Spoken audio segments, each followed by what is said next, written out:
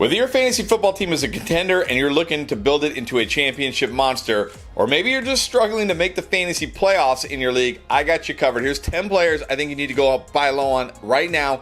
Some that can help you this week and some that can help you in the future. And of course, not only am I going to give you the 10 players I think you should buy low and tell you why I think you need to buy low on these players, I'm also going to show you how they're being valued similar to other players and some sell high options you can use to go get these guys. And let's start with a guy I really did not think I was going to put on the buy low video this week, but I've now gotten a few questions about Justin Jefferson and whether or not he's a buy low. I've gotten questions like, hey, I got this trade offer, someone offering me Justin Jefferson for insert player or players here, and I'm like, who is trading away Justin Jefferson right now? I guess I get it. He hasn't been phenomenal this year, and he's coming off a week where Jordan Addison had a monster game and he was just kind of okay. But remember, he had to face Quinyon Mitchell a ton in that game. This was not expected to be a huge game for Justin Jefferson, and really he was this close to scoring a touchdown that normally he comes down with that ball. I know it wasn't an easy catch, but this is Justin Jefferson. He normally catches it. I'm not worried about him.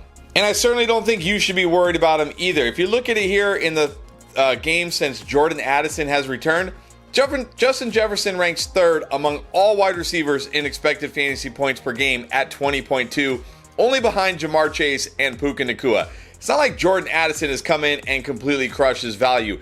Even last week, Justin Jefferson's expected fantasy points were 20 fantasy points. Now, granted, last week, Jordan Addison's were slightly higher, but that, again, is because Justin Jefferson was facing Quinyon Mitchell. And I know some people are worried about potentially J.J. McCarthy starting, but I don't even think it matters with Justin Jefferson. This guy is as close to QB proof as we can get. He's in this offense that is going to relentlessly target him. Kevin O'Connell knows he's one of the best players in football, certainly the best player on the Vikings, and he's going to get this guy the ball as much as he can. And he's such a good wide receiver. He gets open so much that almost any decent quarterback can get the ball to Justin Jefferson. And we look at players being valued kind of similar to Justin Jefferson that I would trade away. I'm going to start with James Cook. Look, nothing against James Cook. I think James Cook is great. But James Cook has a brutal playoff schedule. Week 15 gets the Patriots, one of the best run defenses. Week 16, the Browns, arguably the best run defense. And then week 17, the Eagles, another top run defense. Look, if I can get Justin Jefferson for a guy like James Cook, I'm taking it.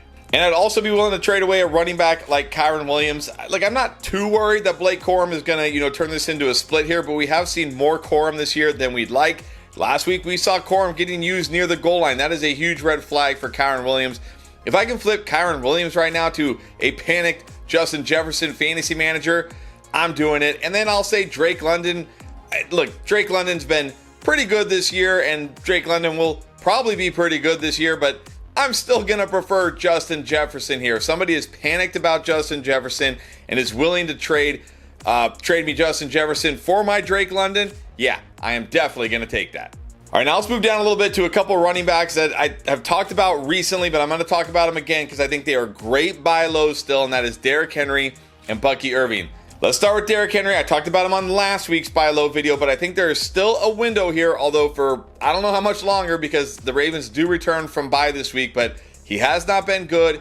He wasn't great before the bye. Look, Derrick Henry himself has been good. Right now, he's 12th in yards per carry among qualified running backs. He has a 5.7 explosive run percentage. That is higher than guys like Travis Etienne and James Cook. He's gotten 72% of the inside the 5 carries. That is fantastic. He's got touchdown upside. 2.67 yards after contact per attempt.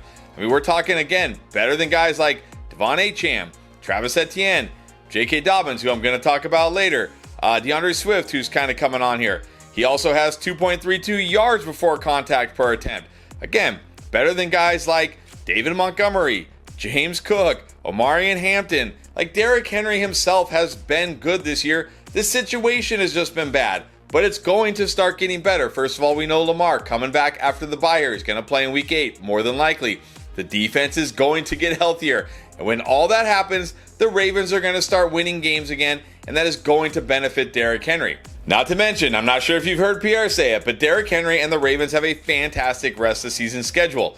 Coming out of the bye, they're going to get the Bears. Now, the Bears have looked better against the run lately, but I'm not worried about it. Then the Dolphins, then the Vikings, who struggle against the run.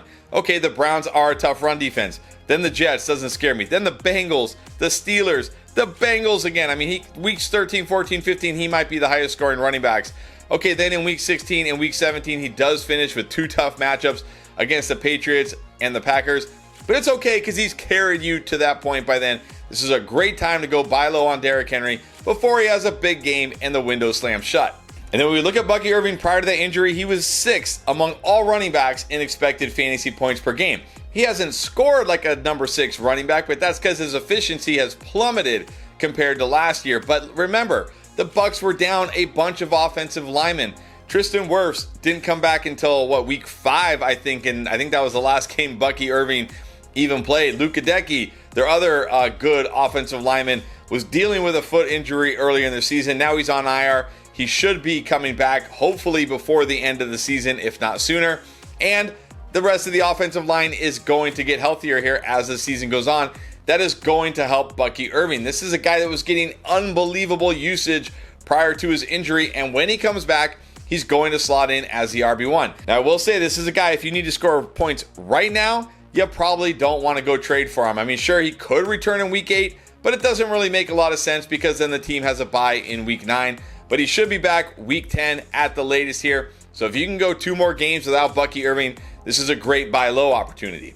And you look at it here, they also have a great playoff schedule. Okay, coming out of the bye, they get the Patriots, but then they get the Bills, a terrible run defense. The Rams, that doesn't scare me. Cardinals don't scare me. Saints, that's fantastic. Falcons doesn't scare me.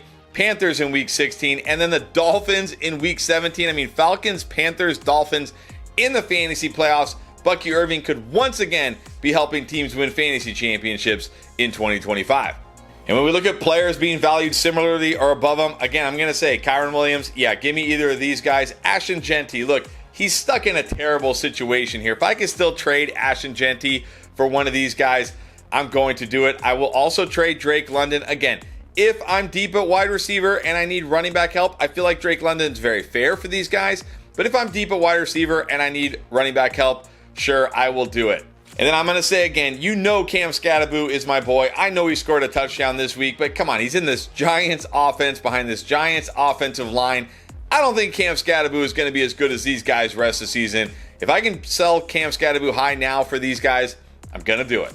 And hey, before I continue on with the rest of the buy lows, let me just say, if you're enjoying this content, getting any value out of it, do me a quick favor, hit that subscribe button. We're on the road to 100K. We're almost there. Help us get there. It'd be great to be there by the end of the season, but we need your help. Take 1 second, hit that subscribe button. All right, now let's move on to a wide receiver and a tight end I think you got to go buy low on right now, and that is Garrett Wilson and George Kittle. Now, I talked about George Kittle a few weeks ago on the buy low video, and I don't really have any stats to give you for George Kittle here because he's barely played this year, but I do have this. He did nothing on Sunday Night Football, which means now people are like, wait a minute, maybe George Kittle's not going to be that good. Now, George Kittle is going to be just fine. The 49ers went in that game with the plan of we're just going to run the ball on this Falcons defense, and they did. That is not going to be the case every week, and it sounds like the 49ers are going to start getting healthier. Not to mention, it's National Tight End Day this weekend, so he's probably going to go off this weekend. George Kittle is still an elite tight end. He's fully healthy now. If you can buy low on George Kittle, go do it. And then Garrett Wilson, another great buy low. Look, again, maybe he does not play this week in week 8. And it makes sense to not play him because they also have a week 9 bye, like I said, with Bucky Irving.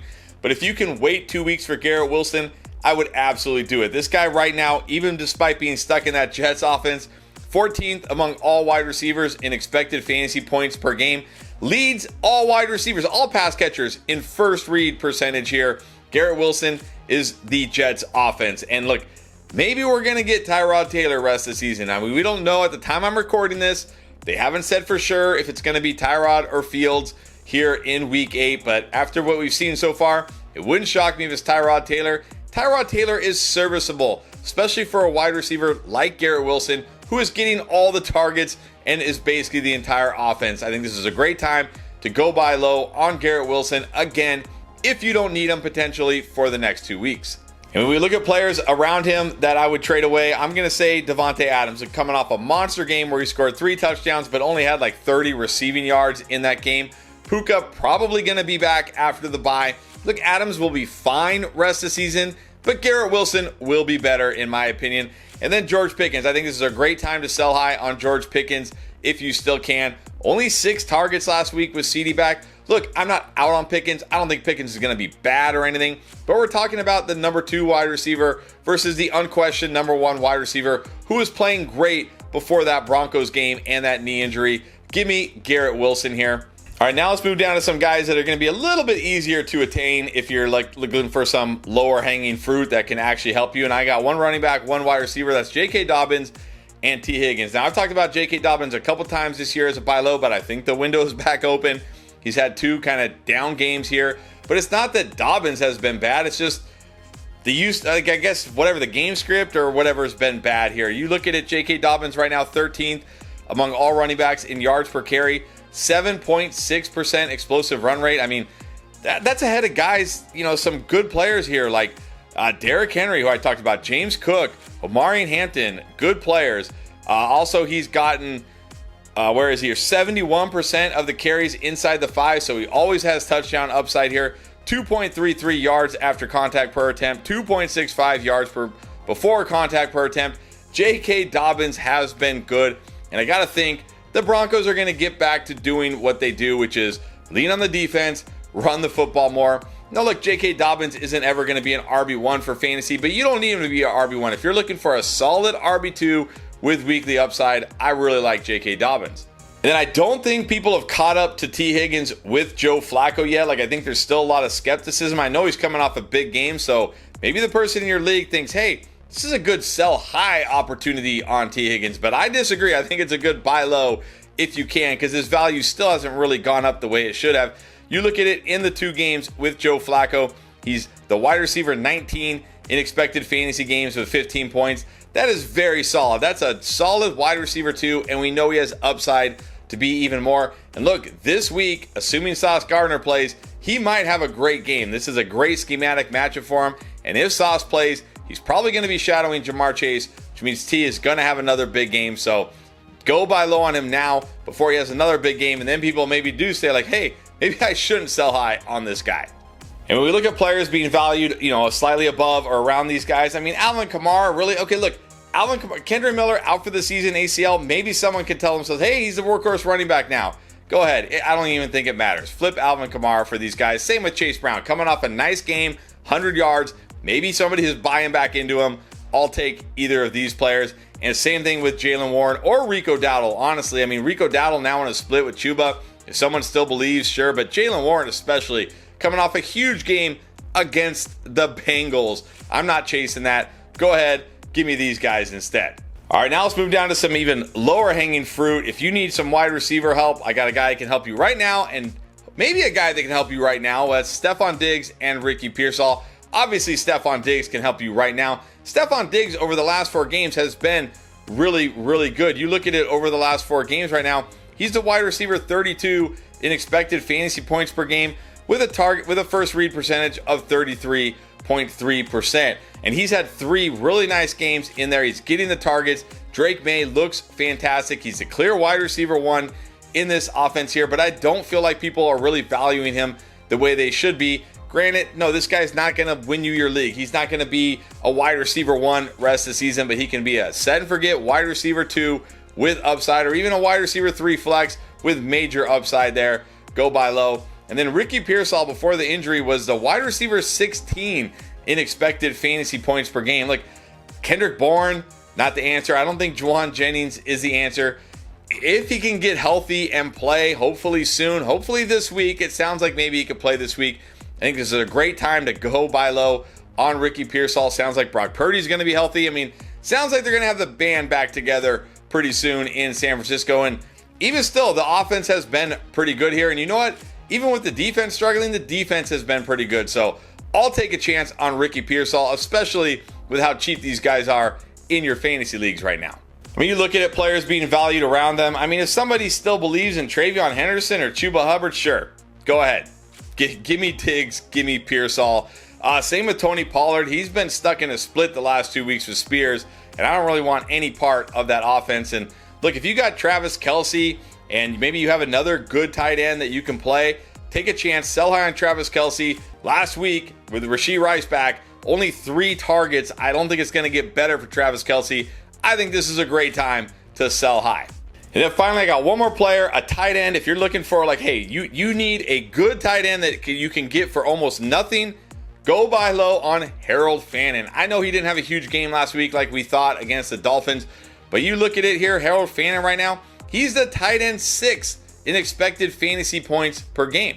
Also, you look at it last week, sure, he did not go off, but he ran exactly the same amount of routes as Jerry Jeudy, had a way higher target share, almost 28%, a 0.26 targets per route run, and 9.5 expected fantasy points. The issue here was the Dolphins couldn't even put up a fight. They couldn't even force the Browns to throw in this game. That's not going to be the norm most weeks. Most weeks, the Browns are going to have to throw it 30, 35, 40 times a game, and that is going to be great for Harold Fannin.